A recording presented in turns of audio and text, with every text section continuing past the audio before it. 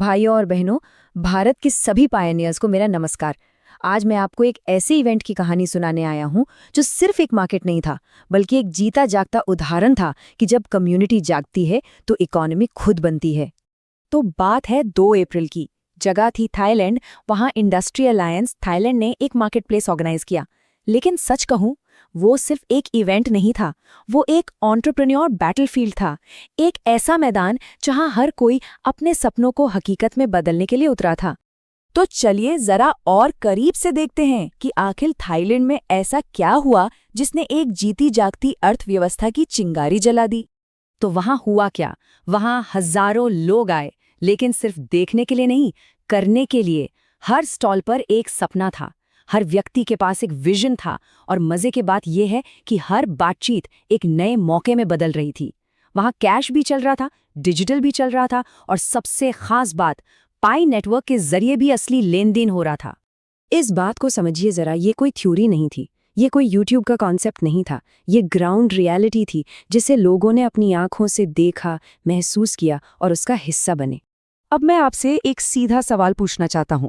जब थाईलैंड जैसे देश में पायनियर्स मिलकर एक मार्केट प्लेस को इतना पावरफुल बना सकते हैं, तो क्या भारत जैसे विशाल देश में हम ये नहीं कर सकते?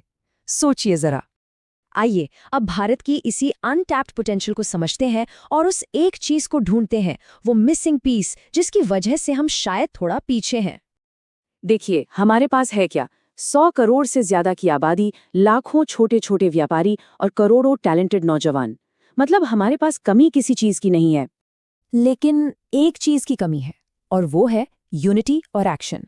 हम सब पाई माइन कर रहे हैं, जीसीबी की बातें कर रहे हैं, बड़े बड़े सपने देख रहे हैं। ये सब अपनी जगह ठीक है, लेकिन ये काफी नहीं है।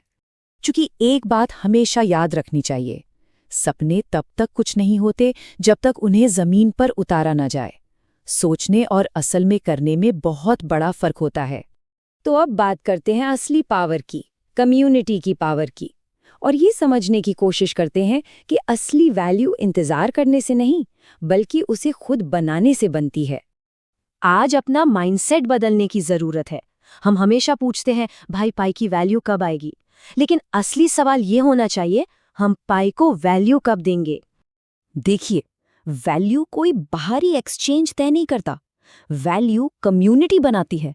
जब हम आपस में लेन देन करते हैं, एक दूसरे पर भरोसा करते हैं, तो वैल्यू अपने आप पैदा होती है, और इसी को कहते हैं एक कम्युनिटी इकोनॉमी।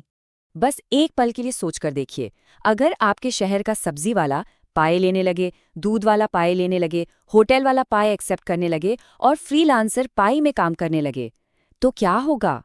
तब पाए सिर्फ आपके वॉलेट में पड़ा एक कॉइन नहीं रहेगा, वो एक जीती जागती सांस लेती हुई अर्थव्यवस्था बन जाएगा। और याद रखें, हर बड़ी चीज की शुरुआत ऐसी ही होती है। जब बिटकॉइन आया था तो पहले लोग हंसे, फिर उसे नजरअंदाज किया, और आज वही लोग उसके पीछे भाग रहे हैं। आज मौका हमारे हाथ में है, कहीं कल पछताना न पड़े। तो अब सीधे एक्शन की बात करते हैं। अब सिर्फ एक माइनर बनके इंतजार करने का वक्त गया, अब एक बिल्डर बनने का समय है। तो करना क्या है? बहुत आसान है। अपने शहर में सिर्फ पायोनियर्स को इकट्ठा कीजिए, एक छोटी सी मीटअप रखिए, एक मिनी मार्केट प्लेस बनाइए और पाई में लेन देन शुरू कीजिए। बस इतनी सी शुरुआत करनी है। शुरुआत बेशक छोटी होगी, लेकिन इसका असर, इसका इम्पैक्ट बहुत बड़ा होगा। हमें कोई करोड़पति बनने के लिए बड़ी इन्वेस्टमेंट की जरूरत नहीं है, हमें बस सही समय पर सही कदम उठाने की जरूरत है, और वो सही समय अभी है। तो आखिर में चुनाव आपका है। अगर आप सिर्फ एक माइनर बने रहना चाहते हैं तो कुछ नहीं बदलेगा, आप बस इंतजार करते रहेंगे। लेकिन अगर आप एक बिल्डर बन गए तो आप सिर्फ अपनी नहीं, बल्कि पूरे सिस्टम की कहानी बदल देंगे। क्योंकि थाईलैंड ने ये साबित कर दिया है कि पाई सिर्फ एक मोबाइल ऐप नहीं है, पाई एक आंदोलन है, एक मूवमेंट है। और इस मूवमेंट को आगे बढ़ाने की जिम्मेदारी अब हम सबके कंधों पर है। तो उठो, एक दूसरे से जुड़ो और अपने शहर को अगला थाईलैंड बना दो। जय हिंद, जय पायनियर।